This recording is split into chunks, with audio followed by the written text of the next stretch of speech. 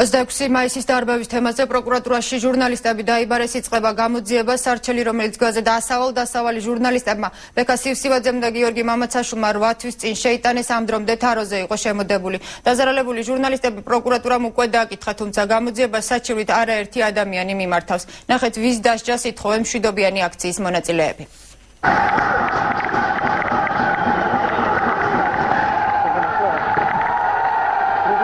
ეს კადრები ასავალ-დასავალის ჟურნალისტმა გიორგი მამაცაშვილმა 26 მაისის ღამეს აქციის დარბევისას გადაიღო. მამაცაშვილი იხსენებს, რომ იმ ღამით მას და მის კოლეგას ბექა სივსივაძეს სპეცრაზმელები რეზინის ტყვიებს გამიზნულად ესროდნენ.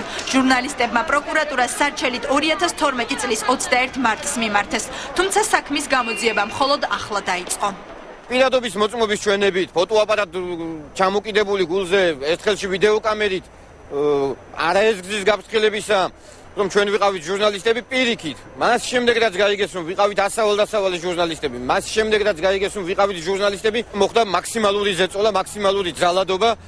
ბექა სივსივაძე და გიორგი მამაცაშვილი დადებითად აფასებენ პროკურატურის საქმით დაინტერესებას და ამბობენ, რომ ახლა, როდესაც ამ საქმის გამოძიების პოლიტიკური ნება გაჩნდა, ის პირები უნდა დაისაჯონ, რომლებიც ჟურნალისტებსა და მანიფესტანტებს სასტიკად გაუსწორდნენ. ვფიქრობ, რომ ამ საკითხის გამო ძალიან ბევრ ჩინოვნიკს მოუწევს პასუხისმგებლობა.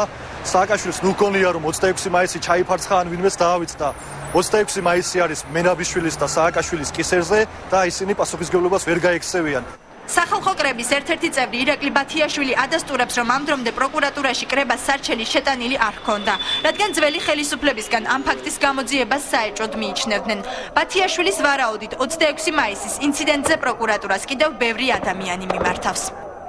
შემდგომ და იმ ღამესვე დაპატიმრებული იქნა ასეულობით აქტივისტი, ასეულობით მონაწილე და აი მერე მიყოლებით უკვე 26 მაისის მერე კიდევ დააპატიმრეს მრავალი ათეული ადამიანი, რომლის შედეგადაც ჩვენ უშუალოდ მივიღეთ დაახლოებით 42-43 ადამიანი პოლიტიკური პატიმარი, რომლებიც დღეს არიან პოლიტპატიმართა სიაში. ჟურნალისტები პროკურატურას საქმესთან დაკავშირებულ დამატებით მასალას უახლოეს დღეებში მიაწვდიან.